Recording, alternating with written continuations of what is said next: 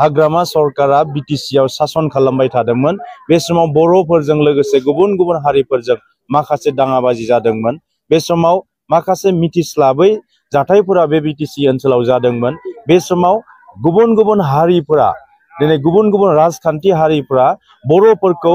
दिल्ली बायदियाव नासयदोंमोन बर'फोरखौ राजखान्थि बिथिङाव नासयदोंमोन बर'फोरखौ मोनसे गाज्रि मुं सुदोंमोन सारा भारतआवनो जे मानसि बुथारग्रा हारि किडनेप खालामग्रा हारि गुबुन गुबुन हारि होननानै बर' माहारिखौ दिनै मुं सुनाय समाव दान्दिसे सिगां एसेब्लाबो भिडिअ ससेखौ नोंथांमोना नायनानै बा बुजिबाय बे जानांगौ आंनि थौले मेलेमजों आंनि एसेल' मेलेमजों सिन्था खालामनानै नायगिरनानै मोनदों नायहरदों आं बिथाङा जलेन दैमारि एमएलए बिथाङा मा बाथ्रा बुंदों आं बेखौ माबे लाइनजों बुजायनो नागिरदों माबे एंगेलजों मा फोरमायनो नागिरदों माजों मा खोथा बुंनो नागिरदों आं बेखौ सानस'नानै मोनाखै थ' बाथ्राया जाहैबाय आंनि थौले मेलेम ना एसेल' मेलेमजों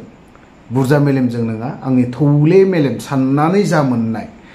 बिथांमोननि दिनैहाय जा खुंथायाव थानाय ना दैदेनगिरिफोर नामफोरखौबो मख'लायनांला आं एसे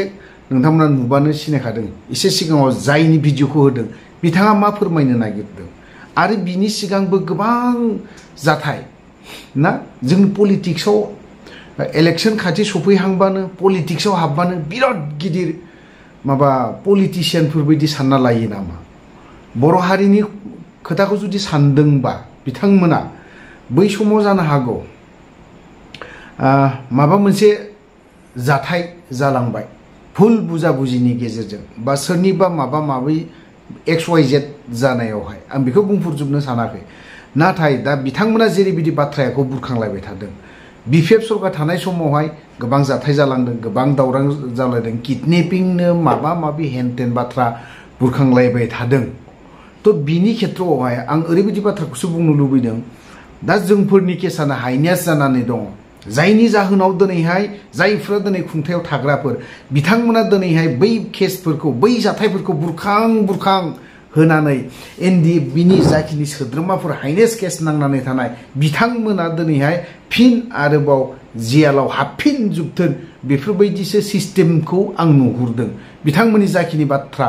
एरखुबाय थानाय दिनैहाय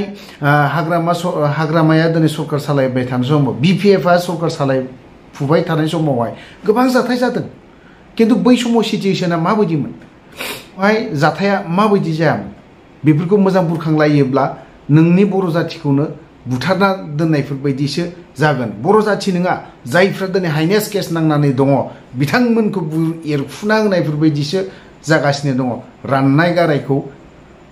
खायख्लाबगासिनोसो दङ बेफोरबायदि नुगासिनो दङ दिनै बेफोरबायदि खोथाखौ दिनै इलेक्शन समावहाय बिनि अनगायै गुबुन टपिक गैया नामा बिनि अनगायै गुबुन खोथाजों बुंनो हायामोन नामा दिनै नोंथांमोना एसे नैबे बिथां बारग' मन्त्रि चन्दन ब्रह्म सार बिथाङा फंसे बाथ्राखौ बुंदोंमोन माबे एंगेलजों बाथ्राखौ बुंदों बेफोरखौ एसे सिन्था खालाम दिनै बहुद बाथ्राखौ आं बिनि जेसेबां स्टेटमेन्ट होदों आं नायगासिनो दं खोनासंगासिनो दङ दिनैसिमबो बियो दिनै सोरबा सासेखौ गाज्रि रोखोमाव बा माबा मोनसेयावहाय सोंखारिनायखौ नुनो मोनाखै दिनै नोंथांमोना दिनैहाय दिनै बेफोरबायदि जाथायखौ जुदि रायखांबाय थायोब्ला बोरै जानांगौ जाखो जोंनि केसा दिनैसिमबो जोबाखै जों बेफोराव भुक्तभोगि जानानै दं केसावहाय साखिया दिनै फैगासिनो दङ गसंगासिनो दं साखिफ्रा दिनै बेफोरनि फारसे एसेबो सानाखै नोंथांमोना पलिटिक्स गेलेलाय मोजाङै गुबुन एंगेलजों जाहाथे नोंथांमोननिफ्रायबो जोंबो माबा मोनसे नलेज मोनो नामा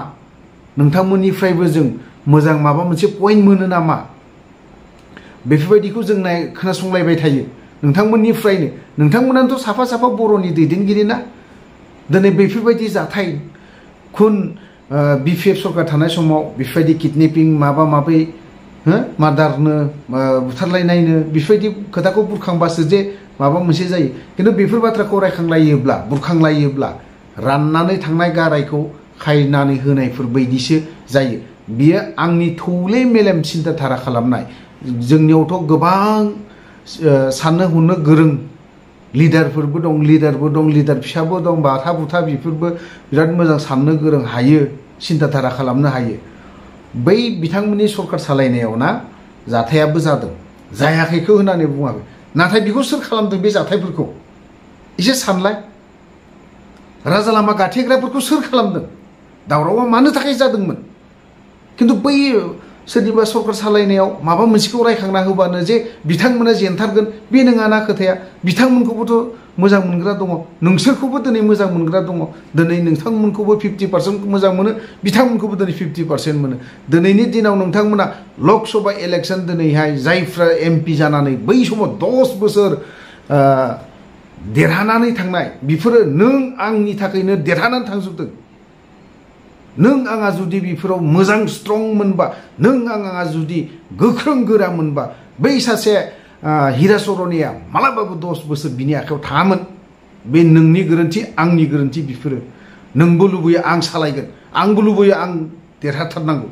दिनैबो जुदि बेफोरबायदि जायोबा नोंसोर दैदेनगिरिफोरनि गोरोन्थि जाजोबगोन होननानै जों बर' रायजो राजाया दिनै नोंथांमोनखौ दौसिगोन जेरैबायदि बिबो बोस्लिंलायगासिनो दङ एग्जाम्पलाव दिनै खोथा दरं उदालगुरि डिस्ट्रिक्टआव बै सुबुङा दिनै बर'नि मा कन्ट्रिबिउसन दं जोंबो लुबैदों NDA आ दिनैहाय 100 बोसोर सालायबाय थाथों BJP आ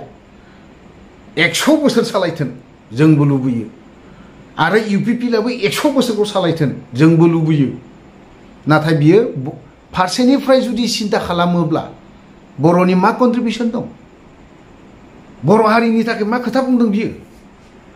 दिनै सोमावसारनाय समावहाय राजा लामा गाथेनाय समाव बिथाङा मा कन्ट्रिबिउसन दङमोन नों आंनि थाखायसो उल्था बाथ्रा बुंग्रासोमोन बिसोरो दिनै बिथांमोनखौ जों माबोरै सापर्ट खालामनो हागोन नैबे बिथिङाव नायोब्ला होजाथावा भटखौ बिथांनो दा उदालगुरि दरं डिस्ट्रिक्टनि जाय केन्डिडेट ओंखारदों बैफोर जाथायफोरखौ नायोब्ला बे जाथाय आवगोलनि नोंथांमोना दिनैहाय जा सासे नैबे दैदेनगिरि बिथाङा बुंनाय बायदिब्ला बै जाथायखौ जों गोसोखांनांगोन मा NDFB नि आन्दलन मा एबसुनि आन्दलन जों जेब्ला BSA एकर्ड जानायनि सिगां बै सुबुंफ्रा बै हारिया जों बर'खौ मा खालामदोंमोन गहपुर बायदियाव बेफोर जाथायखौ जों रायखांलायबाय थानांगौ दरखार गैया नोंथांमोनाबो मोनथिगौ आं गोबां बाथ्रा बुंनो सानाखै दिनै बिथांनि जाखिनि बाथ्रा बुंनाय बे जाथायखौ एरखायलुबाय थानायखौसो आं नुगासिनो दङ दिनै सोरबा सासेयाबो बै समाव मा खालामा उमुगा इदि उमुखौ इदि खालामदों उमुक पार्टिया उमुखौ इदि माखौ रायखांनाय जादों नोंसोरो जोंखौ बुथारदों आं बेखौ बुंगोन नोंसोरो दिनै जोंखौ आरोबाव जायफ्रा गिदिर केस गोनांफोर हाइनास केस गोनांफोर बिथांमोनखौ आरोबाव फिन सोफिननायनि आं बेखौसो बुजिदों धान्दाया आंनि साननाया दे थौले मेलेमजों साननाय आंनि फिसा मेलेमजों नोंथांमोनफोरबायदि बा नैबे जोंनि MLA सारमोन बायदि बा गुबुन दैदेनगिरिफोर बायदि जोंबो साननो हानाय गोहो गैया जोंहा बिथांमोनजों रुजुनो हानाय जोंहा मेलेम गैया जों बिथांमोननि खाथियाव जों गसंनो हानायनि क्षमता गैया थेवबो जों थौले मेलेमजों बेखिनि बाथ्राखौ जों बुंदों जेरैबायदि नोंथांमोना खायलुलायबाय थादों नोंथांमोना इलेक्सनखौ गेले गुबुन एंगेलजों गुबुन रावजों रायज्लाय दिनैहाय बै बारग'नाय BPF सरकार सालायनाय समावबो मा जाथाय जायाखै गोबां जाथाय जादों दिनै नोंथांमोननि सरकार सालायनायावबो मा जाथाय जायाखै जागासिनो दङ नुगासिनोबो दङ जों बेफोरबायदिखौ आसि थुनानै पइन्ट खालामनानै बाथ्राखौ बुङोब्ला बिथांमोना जोंफोरनि सायाव गुबुन राहा लामा लानायखौ जों नुनो मोनो दाखालिबोथ' गोबां जाथाय जानानैबो थांबावबाय थ' बेफोरबायदि आरोखि बाथ्राफ्रा थ' गोलाव बाथ्रा बुंनो नागिराखै आं एसे बुंबावनोसो नागिरदों दिनै चन्द्रन ब्रह्म सारा दिनैहाय टिपकायावहाय मोनसे बाइट होनायखौ नुनो मोन्दों बे बाइटआव दिनै मा बुंदों 17 बोसोराव दिनै डेभेलप जायाखै होननानै बुङो टिपकाय ओनसोलाव डेभेलपमेन्ट जायाखै नामा दिनै 17 बोसोरनि खोथाखौ बुंनो थाङाखै बिथाङा बिनि जा स्टेटमेन्ट होनाय बिथाङा जि पार्टियावनो थाया मानो आं बेखौ जेबो बुंनो थाङा बेफोरो पलिटिशियानफोरनि थाखाय आंगो लोगो गैलाया होननाय बेयो नंगौ खिन्थु बिथांनि जाखिनि बे सारनि जा स्टेटमेन्ट होनाय आं बे स्टेटमेन्टखौ आं सापर्ट दं खारन माब्रै बिथाङा जेरै बुंदोंमोन 17 बोसोरनि खोथा नङा 17 बोसोराव उन्नयननि डेभेलपनि बाथ्राया जायाखै नङा जादों जाया नङा जादों किन्तु बियो फुल स्टप जानो नाङा बा गुबुन एंगेलजों लाइनखौ बाथ्राखौ बुंदों बिथांनि स्टेटमेन्टफोरखौ एसे नाय गुबुनफ्राबो सोलोंनो नाजा बे चन्द्रन ब्रह्म सारनि जाखिनि स्टेटमेन्ट होनाय जेरैबायदि बाथ्राखौ एसे इनडाइरेक्टलि बाथ्राखौ गोजानै बुङो जाहाथे जोंबो एसे बेफोरबायदि बाथ्राखौ जोंबो सोलोंना लानो हायो आरो जेरैबायदि बाथ्रा बुंबाय थादों बियो समनि आंखाल जादों समजों लोगोसे परिबर्तन जानांगौ बेफोर बाथ्राया ओरैनो धेमालि खोथा नङा बेफोरखौ जों एसे सिन्था खालाम बेफोरखौ एसे स्टाडि खालाम जायफोर MCLA जायफोर EMफोर आं बेखौसो बुंनो लुबैदों तो लोगोफोर गोबां बाथ्रा बुंबाय गोबां गोलाव जालांबाय खोथाफ्रा बुंगौमानि लावो बावहाय जुदि आंनि बाथ्रा बुंनाया सोरनावबा जुदि नांहैदोंब्ला क्षमा बा निमाहा बिखानाय थाबाय तो लोगोफोर आं भिडिअखौ बारा गोलाव खालाम सानाय बावनो दोनथ'बाय जय बर' हारिनि।